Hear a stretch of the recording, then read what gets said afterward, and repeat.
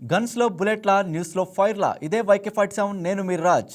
2 ఏళ్లు పూర్తి చేసుకున్న యువగలం పాదయాత్ర నుంచి శ్రీకాకుళంలో వాజ్పేయి విగ్రహావిష్కరణ వరకు, ఏపీ ఇంటర్ పరీక్షల షెడ్యూల్ విడుదల నుంచి భారీ లాభాలతో ముగిసిన స్టాక్ మార్కెట్ల వరకు ఉన్న అప్డేట్స్తో ఈరోజు YK47 రెడీ. తూర్పుగోదావరి జిల్లా నిడదవోలులో డిప్యూటీ సీఎం పవన్ కళ్యాణ్ రేపు పర్యటించనున్నారు. డిప్యూటీ సీఎం టూర్ ఏర్పాట్లను మంత్రి కందుల దుర్గేష్, ఉమ్మడి పశ్చిమ గోదావరి జిల్లా జనసేన అధ్యక్షుడు కొటికలపూడి చిన్నబాబు పర్యవేక్షిస్తున్నారు. పెరవల్లి తణుకు జాతీయ రహదారి మార్గంలో సభా ప్రాంగణం ఏర్పాటు చేసినట్లు తెలిపారు. సభా వేదిక, హెలీప్యాడ్, వాహనాల పార్కింగ్, మీడియా గ్యాలరీ, ప్రజల ప్రవేశం, నిష్క్రమణ మార్గాల విషయంలో ప్రత్యేక దృష్టి సారించాలని అధికారులకు మంత్రి సూచించారు. ప్రజలు పెద్ద సంఖ్యలో పాల్గొనే అవకాశం ఉన్న నేపథ్యంలో పగడ్బందీ ఏర్పాట్లను ఏర్పాటు చేయాలని కోరారు.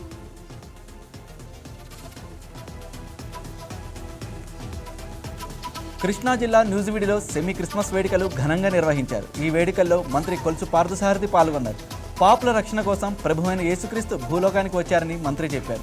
క్రైస్తవ సోదరులకు క్రిస్మస్ శుభాకాంక్షలు తెలిపారు. ఈ సందర్భంగా ఏర్పాటు చేసిన చిన్నారుల నృత్యాలు అందరినీ అలరించాయి.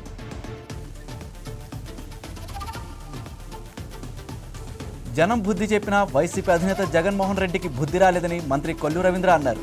వైసీపీ మళ్లీ అధికారంలోకి రావడం జరిగే పని కాదన్నారు. జగన్ కలలు పగటి కలలేనని ఎద్దేవా చేశారు.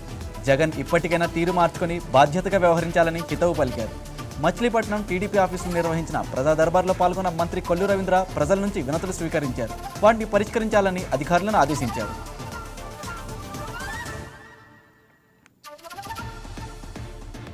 బడుగు బలహీన వర్గాల అభ్యున్నతికి ముఖ్యమంత్రి చంద్రబాబు నాయుడు, డిప్యూటీ సీఎం పవన్ కళ్యాణ్ అహర్నిశలు కృషి చేస్తున్నారని తిరుపతి ఎమ్మెల్యే ఆర్ని శ్రీనివాసరావు అన్నారు. తిరుపతిలోని ఎంఆర్ పల్లి అర్బన్ హెల్త్ సెంటర్లో IMA దత్తత తీసుకున్న బంగారు కుటుంబాలకు హెల్త్ క్యాంపును ఎమ్మెల్యే ప్రారంభించారు. సీఎం చంద్రబాబు పిలుపుతో కొంతమంది స్వచ్ఛందంగా నిరుపేదలను దత్తత తీసుకొని వారిని ఆర్థికంగా ఆదుకుంటున్నారని తెలిపారు. P4లో భాగంగా నిరుపేదలను బంగారు కుటుంబాలుగా మార్చే ప్రయత్నం జరుగుతోందన్నారు.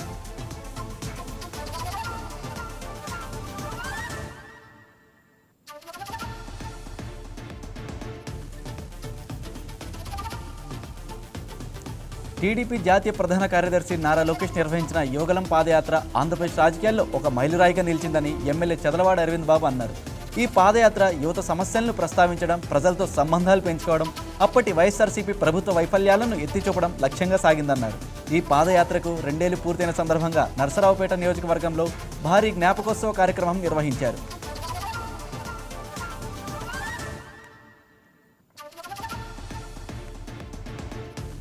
పాలకొండ నియోజకవర్గంలో ఎమ్మెల్యే నిమ్మక జయకృష్ణ పర్యటించారు. వీరఘట్టం మండల పరిధిలో పలు గ్రామాల్లో 3 నూతన రోడ్లను ఎమ్మెల్యే జయకృష్ణ ప్రారంభించారు. 50 లక్షల ఉపాధి హామీ నిధులతో నిర్మించిన ఆడారు డెప్పి వలస రోడ్డు, 40 లక్షలతో నిర్మించిన బిటివాడ చేబియం వలస రహదారులను ఆయన ప్రారంభించారు.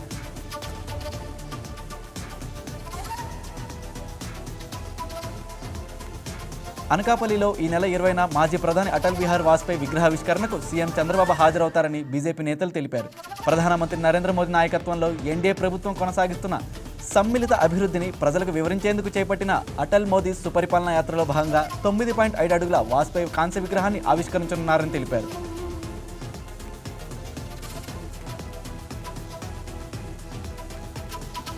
ఐదేళ్లలోపు చిన్నారులకు పోలియో చుక్కలు తప్పనిసరిగా వేయించాలని పోలవరం ఎమ్మెల్యే శ్రీ బాలరాజు సూచించారు. ఆదివారం నిర్వహించనున్న జాతీయ పల్స్ పోలియో దినోత్సవం సందర్భంగా ఏర్పాటు చేసిన అవగాహన కార్యక్రమంలో పాల్గొన్న ఎమ్మెల్యే చిన్నారుల ఆరోగ్యం విషయంలో తల్లిదండ్రులు జాగ్రత్త వహించాలని సూచించారు.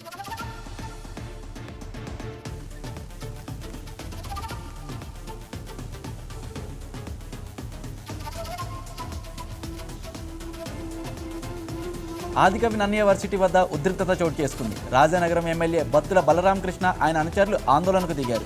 మంత్రి నారా లోకేష్ పర్యటన సందర్భంగా ఎమ్మెల్యే బత్తుల బలరామకృష్ణ సతీమణి వర్సిటీలోకి వెళ్లేందుకు ప్రయత్నించగా సిబ్బంది అడ్డుకున్నారు. దీంతో ఎమ్మెల్యే అనుచరులు తీవ్ర ఆగ్రహానికి గురయ్యారు. వెంటనే ఎమ్మెల్యే బత్తుల బలరామకృష్ణ కూడా వర్సిటీ వద్దకు చేరుకొని వీసీ తీరుపై ఆగ్రహం వ్యక్తం చేశారు. అనంతరం కార్యకర్తలకు సర్ది చెప్పారు. వీసీ ఉద్దేశపూర్వకంగానే తన ఫ్లెక్సీలు ఏర్పాటు చేయలేదన్నారు. తనకు ఫ్లెక్సీలు ముఖ్యం కాదన్న ఎమ్మెల్యే ప్రజాసేవే తన ధ్యేయమన్నారు.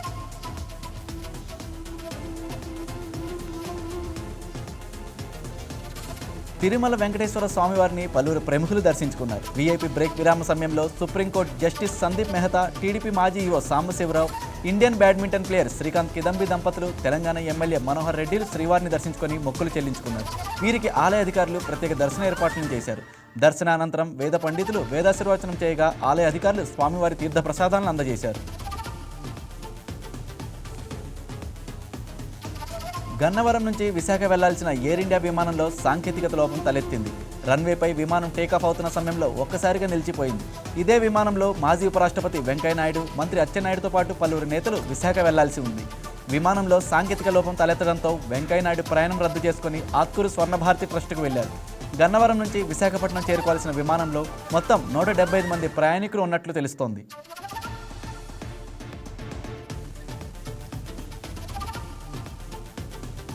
కర్నూలు కార్పొరేషన్ సర్వసభ్య సమావేశంలో గందరగోళం నెలకొంది. ఈ నేపథ్యంలో టీడీపీ, వైసీపీ కార్పొరేటర్ల మధ్య వాగ్వాదం చోటు చేసుకుంది. ఈ సమావేశానికి కమిషనర్ హాజరు కాకపోవడంతో వైసీపీ సభ్యులు ఆగ్రహం వ్యక్తం చేశారు. కావాలనే మున్సిపల్ కమిషనర్ సభకు హాజరు కాలేదని వైసీపీ కార్పొరేటర్లు వాకౌట్ చేయడంతో సర్వసభ్య సమావేశం అభ్యంతరంగా ముగిసింది. వైసీపీ నుంచి టీడీపీ పరులుగా మారిన కొందరు కార్పొరేటర్లను వ్యక్తిగతంగా దూషించడంతో ఒక్కసారిగా సభలో ఉద్రిక్త పరిస్థితులు నెలకొన్నాయి.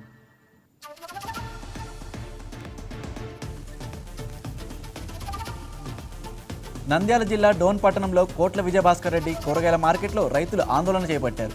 మార్కెట్ టైమింగ్ మార్చాలని రైతులు చేస్తున్న నిరసనకు సిపిఐ రైతు సంఘం మద్దతుగా నిలిచింది. ప్రస్తుతం ఉదయం 5 గంటలకే మార్కెట్ ప్రారంభమవుతుండటంతో తీవ్రంగా నష్టపోతున్నామని రైతులు ఆవేదన వ్యక్తం చేశారు. గ్రామాల నుంచి తెల్లవారుజామున ముందుగా వచ్చిన రైతుల కూరగాయలకు ఒక రేటు, ఆలస్యంగా వచ్చిన రైతుల కూరగాయలకు తక్కువ ధర చెల్లిస్తూ దళారులు రైతులను మోసం చేస్తున్నారని ఆరోపించారు.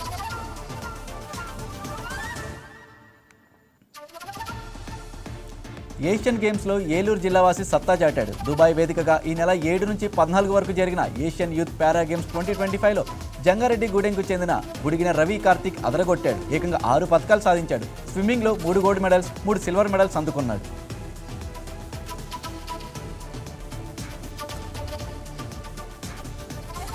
నంద్యాల జిల్లా నందికొట్కూరు బాలికల హైస్కూల్లో పలువురు విద్యార్థినులు అస్వస్థతకు గురయ్యారు. గుర్తు తెలియని వ్యక్తి ఇచ్చిన చాక్లెట్లు తినడంతో స్టూడెంట్స్తో పాటు టీచర్స్ కూడా అనారోగ్యానికి గురయ్యారు. చాక్లెట్లు తిన్న 11 మంది బాలికలు అస్వస్థతకు గురైనట్లు విద్యాశాఖ అధికారులు తెలిపారు. 7వ తరగతి విద్యార్థికి ఓ గుర్తు తెలియని వ్యక్తి చాక్లెట్లు ఇచ్చి అందరికీ పంచమని సూచించినట్లు ప్రాథమికంగా తేలింది. విషయం తెలిసిన వెంటనే పోలీసు, విద్యాశాఖ, రెవెన్యూ ఉన్నతాధికారులు స్కూలు దగ్గరికి వెళ్లి విద్యార్థినులతో మాట్లాడారు. వైకుంఠ ద్వార దర్శనంలో తిరుమల తిరుపతి స్థానికుల్లో గందరగోళం నెలకొంది. వైకుంఠ ద్వార దర్శనంలో వీఐపీలను తగ్గించి స్థానికులకు అధిక సంఖ్యలో టికెట్లు ఇవ్వాలని బీజేపీ నేత నవీన్ కుమార్ రెడ్డి డిమాండ్ చేశారు. గతంలో వైకుంఠ ద్వార దర్శనం అంటే స్థానికులకు పెద్ద పండుగలా ఉండేదన్నారు. అలాంటి పండుగను స్థానికులకు దూరం చేయడం సమంజసం కాదన్నారు. ఈ టిప్ ద్వారా టికెట్లు కేటాయించడం ఆపి పాత పద్ధతిలో కౌంటర్ల ద్వారా స్థానికులకు టికెట్లు కేటాయించాలని కోరారు. ప్రకాశం జిల్లా గిద్దలూరులో కోతుల బెడద రోజురోజుకు తీవ్రమవుతుంది. స్థానిక గణేష్ నగర్లో కోతులు దాడి చేసుకోవడం కలకలం రేపింది. ఈ ఘటనలో గిద్దలూరుకు చెందిన ఓ యువకుడు గాయపడ్డాడు. గుంపులుగా తిరుగుతున్న కోతులు అకస్మాత్తుగా యువకుడిపై దాడి చేశాయని స్థానికులు చెబుతున్నారు. గాయపడిన యువకుడిని స్థానిక ప్రభుత్వ ఆసుపత్రికి తరలించారు.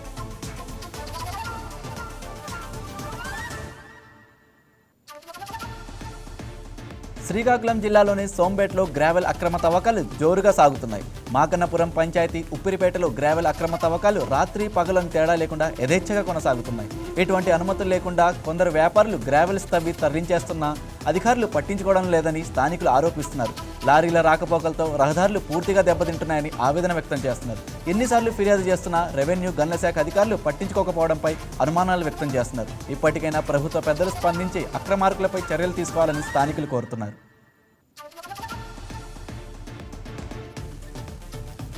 అనంతపురం జిల్లా తాడిపత్రిలోని సంజీవ్ నగర్లో ఓ వ్యక్తి ఇంట్లో దొంగలు చోరీకి పాల్పడ్డారు. సుమారు 10 తులాల బంగారం, 20,000 నగదును దొంగిలించినట్లు బాధితులు తెలిపారు. గత 2 రోజుల నుంచి యజమానులు లేని సమయంలో చోరీకి పాల్పడినట్లు స్థానికులు ఆరోపిస్తున్నారు. డీఎస్పీ ఆఫీసుకు కూతవేటు దూరంలో ఉన్న దొంగతనాలు జరగడంతో స్థానికులు భయపడుతున్నారు. ఈ ఘటనపై కేసు నమోదు చేసుకున్న పోలీసులు దర్యాప్తు చేపట్టారు.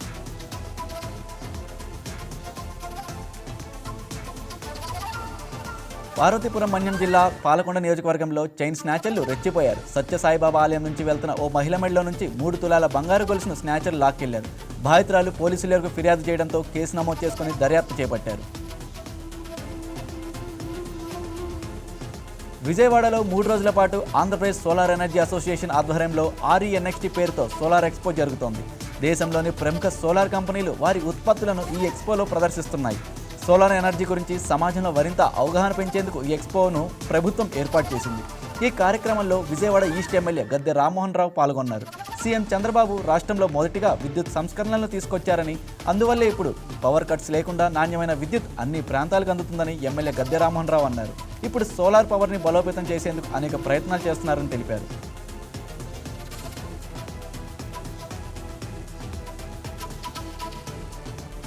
ప్రకాశం జిల్లా పుల్లల చెరువు మండలంలోని అసంపూర్తిగా ఉన్న పాఠశాలలు, కళాశాలలు, వసతి గృహాల పనులు వీలైనంత త్వరగా పూర్తి చేయాలని, విద్యార్థులకు అందుబాటులోకి తీసుకురావాలని ఎర్రగొండపాలెం టీడీపీ ఇన్ఛార్జ్ గూడూరి ఎరక్షన్ బాబు అధికారులకు సూచించారు. పుల్లల చెరువు పట్టణంలోని కస్తూర్బా కళాశాలలు, జడ్పీ ఉన్నత పాఠశాలలు, వసతి గృహాలు మరియు శ్రీశక్తి భవనాలను ఆయన అధికారులతో కలిసి పరిశీలించారు. విద్యార్థుల భవిష్యత్తును దృష్టిలో ఉంచుకొని ప్రభుత్వం విద్యారంగానికి అత్యంత ప్రాధాన్యత ఇస్తోందన్నారు. ముఖ్యంగా బాలికల విద్య, వసతి సౌకర్యాల విషయంలో ఎలాంటి నిర్లక్ష్యం ఉండకూడదని స్పష్టం చేశారు.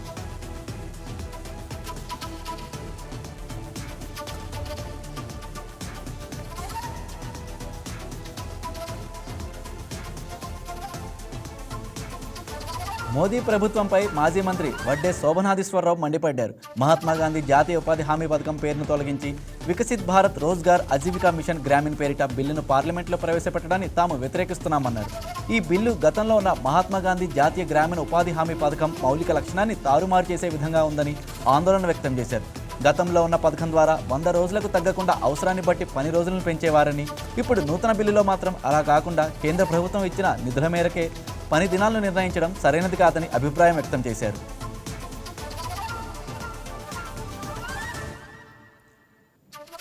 విజయవాడలోని మారి స్టెర్లా కాలేజీలో మెగా జాబ్ మేళా నిర్వహించారు. యువతకు ఉద్యోగ అవకాశాలు కల్పించేందుకు Don Bosco job placement network India ఆధ్వర్యంలో ఈ జాబ్ మేళా జరిగింది.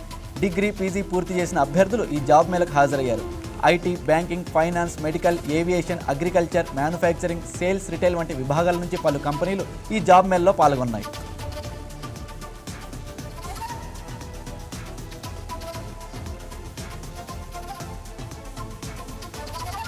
కాకినాడ జిల్లా సామర్లకోటలో గుర్రపు డెక్కను తొలగిస్తున్న ఓ కార్మికుడు ప్రమాదవశాత్తు కాలువలో జారిపడి గల్లంతయ్యాడు. గల్లంతైన కార్మికుడి కోసం గజ ఈతగాల సాయంతో గాలింపు చేస్తున్నారు. కనీస భద్రత చర్యలు చేపట్టకుండా గోదావరి కాలువలో గుర్రపు డెక్క తొలగింపు పనులను కాంట్రాక్టర్ చేపట్టడంతో స్థానికులు మండిపడుతున్నారు. ఇరిగేషన్ అధికారుల నిర్లక్ష్యం కారణంగానే ప్రమాదం చోటు చేసుకున్నట్లు పలువురు పేర్కొంటున్నారు.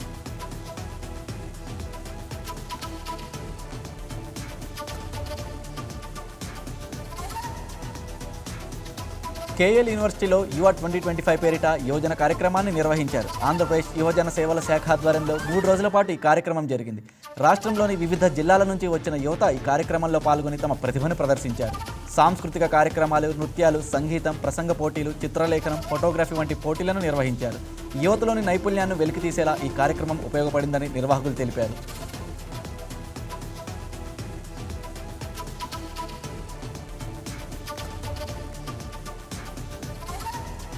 మాజీ ప్రధాని భారతరత్న అటల్ బిహారీ వాజ్పేయి దేశాభివృద్ధికి బలమైన పునాది వేశారని మంత్రి అచ్చెన్నాయుడు అన్నారు.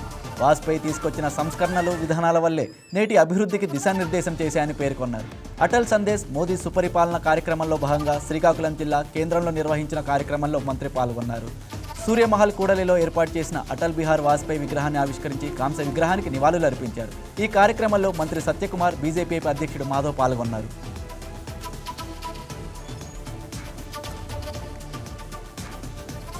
లోక్ భవన్లో సాయుధ దళాల జెండా దినోత్సవం కార్యక్రమం నిర్వహించారు. ఈ సందర్భంగా మాజీ సైనికుల సంక్షేమం కోసం ఆంధ్రప్రదేశ్ ప్రభుత్వం చేపడుతున్న కార్యక్రమాలపై రూపొందించిన మన మార్గదర్శి పుస్తకాన్ని గవర్నర్ అబ్దుల్ నజీర్, హోంమంత్రి అనిత ఆవిష్కరించారు.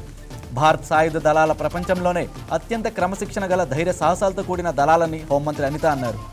దేశ ప్రజలు ప్రశాంతంగా జీవించడానికి సైనికులే కారణమన్నారు. ఆంధ్రప్రదేశ్ సైనిక్ సంక్షేమ కార్పొరేషన్ ఏర్పాటు చేసి 10 కోట్ల కార్పస్ నిధిని ప్రభుత్వం కేటాయించిందన్నారు. జూన్ 2024 నుంచి ఇప్పటి వరకు మరణించిన రక్షణ సిబ్బంది కుటుంబాలకు చెందిన అర్హులైన ఆధారితులకు గుర్తించి కారుణ్య నియామకాలు చేశామన్నారు.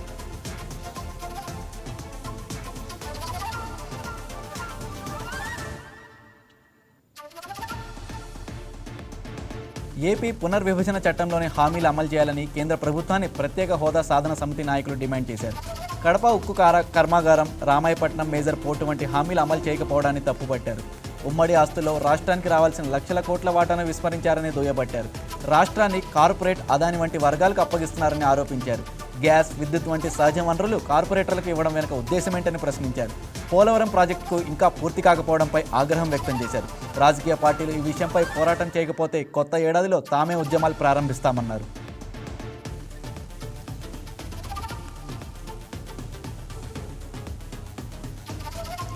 అంబేద్కర్ కోనసీమ జిల్లా అమలాపురంలో ఎమ్మెల్యే ఆనందరావు ప్రజా దర్బార్ కార్యక్రమాన్ని నిర్వహించారు. ఈ కార్యక్రమానికి ప్రజలు పెద్ద సంఖ్యలో హాజరై పలు సమస్యలను ఎమ్మెల్యేకు విన్నవించారు.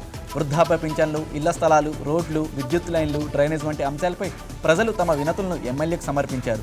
నియోజకవర్గంలోని అన్ని గ్రామాల్లో ప్రజల అవసరాలను గుర్తించి వాటిని పరిష్కరించే విధంగా చర్యలు తీసుకుంటున్నామని ఎమ్మెల్యే ఆనందరావు తెలిపారు. పేదల సంక్షేమానికి కూటమి ప్రభుత్వం కట్టుబడి ఉందన్నారు. గత ప్రభుత్వంలో ప్రజలకు సంక్షేమ పథకాలను అందించే విషయంలో నిర్లక్ష్యం చేశారని ఆయన విమర్శించారు. కూటమి ప్రభుత్వం ప్రజలకు న్యాయం జరిగేలా, ప్రతి అర్హుడికి ప్రయోజనం చేకూరేలా కృషి చేస్తుందని ఎమ్మెల్యే వెల్లడించారు.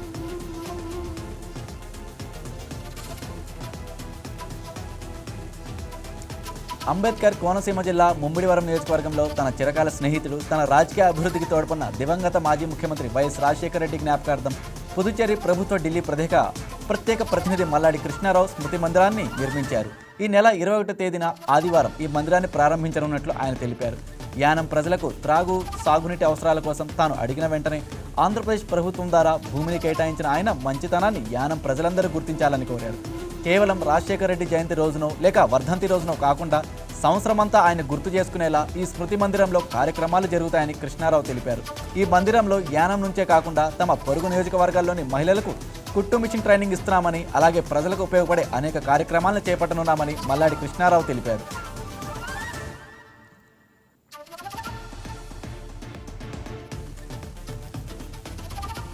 పల్నాడు జిల్లా పిడుగురాల పట్టణంలోని వాసవి కన్యక పరమేశ్వరి అమ్మవారి దేవాలయంలో ఈ నెల 20న జరిగే వెంకటేశ్వర కళ్యాణ మహోత్సవానికి భక్త మహాశయులందరూ పాల్గొని స్వామి ఆశీస్సులు పొందాలని గురిజాల ఎమ్మెల్యే ఎరపతినేని శ్రీనివాసరావు అన్నారు.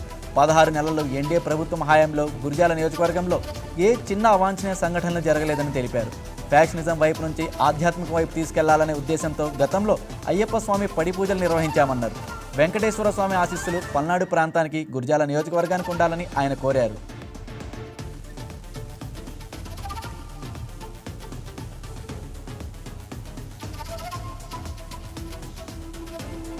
గ్రామీణ ఉపాధి హామీ పథకం పేరును వీజీ రామ్జీగా పేరు మార్చడాన్ని నిరసిస్తూ సిపిఎం ఆధ్వర్యంలో విశాఖ జీవీఎంసీ గాంధీ విగ్రహం వద్ద నల్ల రిబ్బన్లతో నిరసన చేపట్టారు.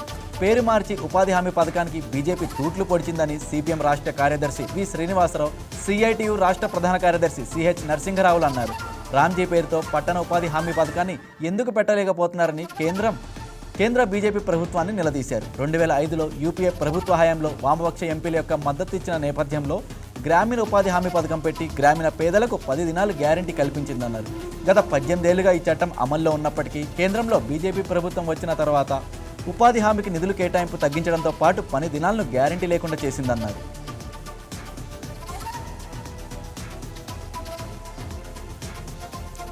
వైసీపీ పార్టీ సంస్థాగత నిర్మాణానికి 35 రోజుల కార్యక్రమాన్ని చేపడుతున్నట్లు ఆ పార్టీ నేత సజ్జల రామకృష్ణారెడ్డి తెలిపారు. గ్రామం నుంచి రాష్ట్ర స్థాయి వరకు సభ్యుల డేటాను డిజిటలైజ్ చేస్తామని, దీని ద్వారా 16 నుంచి 18 లక్షల మంది సైన్యం సిద్ధమవుతుందని పేర్కొన్నారు. ప్రజలకు జగన్ మంచి పాలన అందించారని, ఏం కోల్పోయారో ఇప్పుడు అర్థమవుతుందని, ఆటుపోట్లున్న నిరంతర పోరాటమే లక్ష్యమని ఆయన అన్నారు. పార్టీ అనుబంధ విభాగాలను మరింత బలోపేతం చేయాలని సూచించారు. ప్రజల ఆకాంక్షను ప్రతిబింబించేలా పనిచేయాలని సూచించారు.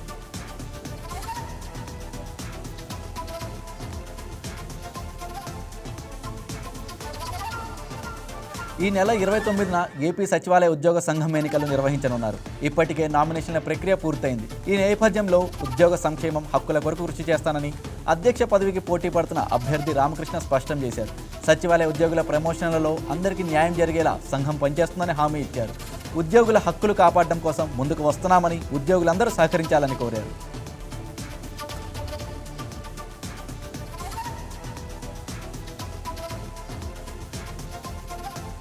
కోనసీమ జిల్లా తాళరేవు మండలంలో ఎమ్మెల్యే దాట్ల సుబ్బారావు పర్యటించారు. ఈ సందర్భంగా వేమవరం పంచాయతీ మట్లపాలెంలో ఆర్కేవి నిధులు ₹1 కోటి వ్యయంతో నూతనంగా నిర్మించిన ల్యాండింగ్ సెంటర్ను జిల్లా కలెక్టర్ సగిలి సన్మోహన్తో కలిసి ప్రారంభించారు. ఈ కార్యక్రమంలో మాజీ మంత్రి Chikkala Ramachandrarao, Mummidivaram market committee chairman Oguri Bhagyasri, MPP Rayudu Sunitha, Dhulipudi Venkataramana తదితరులు పాల్గొన్నారు.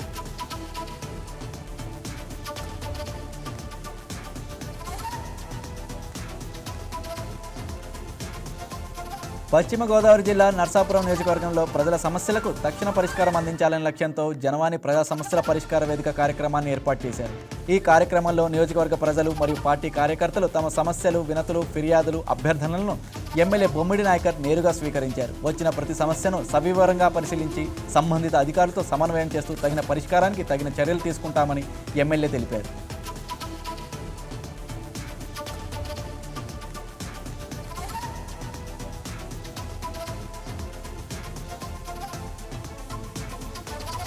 విశాఖ యారాడ తీరంలో తిమింగ్లం కలకలం రేపింది. సముద్రంలో వేటకు వెళ్లే మత్స్యకారుల వలలో బ్లూ వేల్గా చెప్పుకున్న ఈ తిమింగ్లం చిక్కుకుంది. తీరానికి చేరుకున్న తర్వాత గుర్తించిన మత్స్యకారులు తిరిగి సముద్రంలోకి పంపించే ప్రయత్నం చేసినప్పటికీ అప్పటికే ఆ తిమింగ్లం మృత్యువాత పడింది. దీన్ని చూసేందుకు పరిసర ప్రాంతాల నుంచి సందర్శకులు అధిక సంఖ్యలో యారాడ తీరానికి చేరుకుంటున్నారు.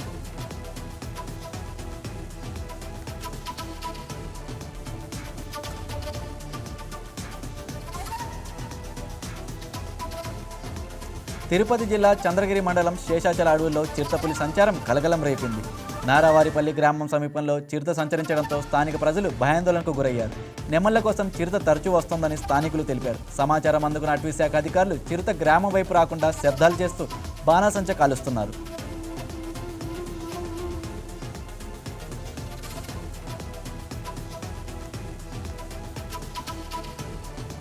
తూర్పుగోదావరి జిల్లా కొత్తపేట మండలం పలివెలిలో ఎమ్మెల్యే బండారు సత్యనందరావు ప్రజా దర్బార్ నిర్వహించారు. చుట్టుపక్కల గ్రామాల నుంచి పెద్ద సంఖ్యలో ప్రజలు హాజరై తమ సమస్యలను నేరుగా ఎమ్మెల్యేకు వినిపించారు. మొత్తం 385 వినతులు అందాయని, పలు సమస్యలకు అక్కడికక్కడే పరిష్కారం చూపించామని ఎమ్మెల్యే తెలిపారు. మిగిలిన అర్జీలను సంబంధిత అధికారులకు అప్పగించి త్వరితగతిన పరిష్కరించాలని ఆదేశించారు.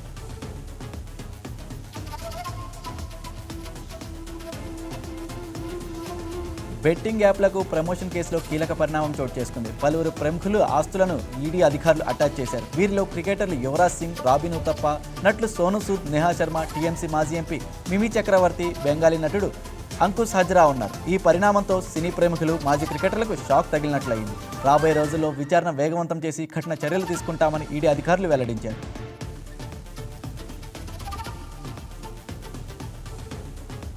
తీవ్రమైన పొగమంచు నేపథ్యంలో భారత వాతావరణ శాఖ ఢిల్లీకి రెడ్ అలర్ట్ జారీ చేసింది. శుక్రవారం ఉదయం ఢిల్లీలో 100 మీటర్ల దూరం కూడా కనిపించినంతగా దట్టమైన పొగమంచు అలుముకుంది. దీంతో రోడ్లు, రైళ్లు, విమాన రాకపోకలకు తీవ్ర అంతరాయం ఏర్పడుతుందని వాతావరణ శాఖ హెచ్చరికలు జారీ చేసింది. దీంతో ఢిల్లీ నుంచి బయలుదేరాల్సిన 150కి పైగా విమానాలు రద్దయ్యాయి. మరో 200 విమానాలు ఆలస్యంగా బయలుదేరుతాయని వెల్లడించింది. అలాగే ఉత్తర భారత్లోని పంజాబ్, హర్యానా, ఢిల్లీ, ఉత్తరప్రదేశ్, మధ్యప్రదేశ్, బీహార్ రాష్ట్రాలను కూడా పొగమంచు కమ్మేసిందని ఐఎండీ పేర్కొంది. వాయు కాలుష్యాన్ని నియంత్రించేందుకు ఢిల్లీ ప్రభుత్వం కఠిన చర్యలు అమలు చేస్తున్నప్పటికీ ఫలితాలు మాత్రం శూన్యంగా ఉంటున్నాయి.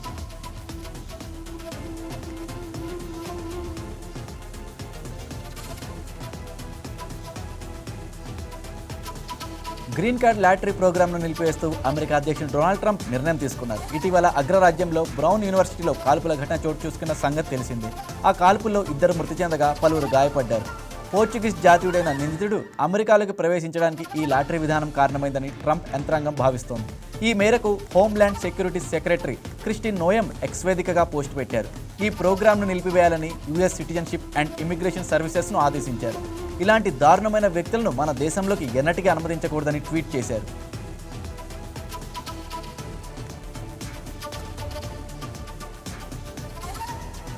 తెలంగాణ ముఖ్యమంత్రి రేవంత్ రెడ్డికి బీఆర్ఎస్ వర్కింగ్ ప్రెసిడెంట్ కేటీఆర్ సవాల్ విసిరారు. రాష్ట్రంలో 66% ప్రజలు కాంగ్రెస్ పార్టీతోనే ఉన్నారని సీఎం చెప్తున్నారని, అయితే పార్టీ మారిన 10 మంది ఎమ్మెల్యేలతో రాజీనామా చేయించి ఎన్నికలకు రావాలని కేటీఆర్ డిమాండ్ చేశారు. కడియం శ్రీహరి, పోచారం శ్రీనివాసరెడ్డి వంటి నాయకులు ఏ పార్టీలో ఉన్నారో చెప్పుకోలేని పరిస్థితిలో ఉన్నారని, గడ్డి పోచలాంటి పదవి కోసం వేలాడుతున్నారని ఆయన విమర్శించారు.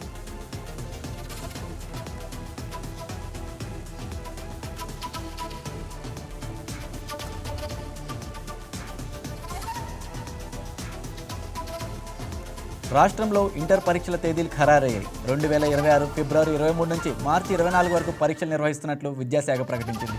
స్వల్ప మార్పులతో ఈ మేరకు షెడ్యూల్ను విడుదల చేసింది. ఫిబ్రవరి 23 నుంచి మార్చి 24 వరకు ఇంటర్ ఫస్ట్ ఇయర్ ఎగ్జామ్స్, ఫిబ్రవరి 24 నుంచి మార్చి 23 వరకు ఇంటర్ సెకండ్ ఇయర్ ఎగ్జామ్స్ నిర్వహిస్తున్నట్లు అధికారులు తెలిపారు. 2 పరీక్షల తేదీలను ఇంటర్ బోర్డు మార్చింది. Maths paper 2A, civics paper 2 పరీక్షను మార్చి 4కి మార్చారు.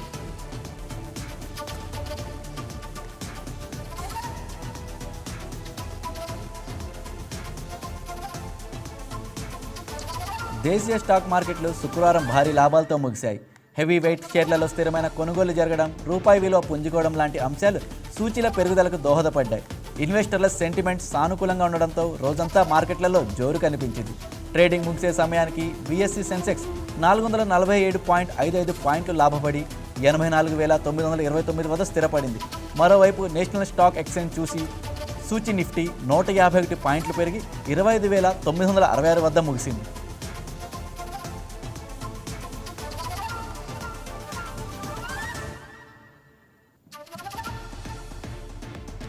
నందమూరి బాలకృష్ణ, దర్శకుడు బోయపాటి శ్రీను కాంబినేషన్లో వచ్చిన అఖండ 2 చిత్రం బాక్సాఫీస్ వద్ద భారీ విజయాన్ని నమోదు చేసింది. ఈ సినిమా విజయోత్సాహంలో భాగంగా బాలకృష్ణ, బోయపాటి శ్రీను వారణాసిలో పర్యటించి కాశీ విశ్వనాథుని దర్శించుకున్నారు. సినిమా సక్సెస్ అయిన సందర్భంగా చిత్ర బృందం వారణాసిలో ప్రత్యేక పూజలు నిర్వహించింది. ఈ పర్యటనలో బాలకృష్ణ, బోయపాటి ఇద్దరు సాంప్రదాయ పట్టు వస్త్రాలు ధరించి కనిపించారు. అఖండ 2 సినిమా తెలుగు సినిమా కాదని, భారతీయులందరిదని బాలకృష్ణ అన్నారు. చిత్రాన్ని ఆదరించిన ప్రేక్షకులకు ధన్యవాదాలు తెలిపారు.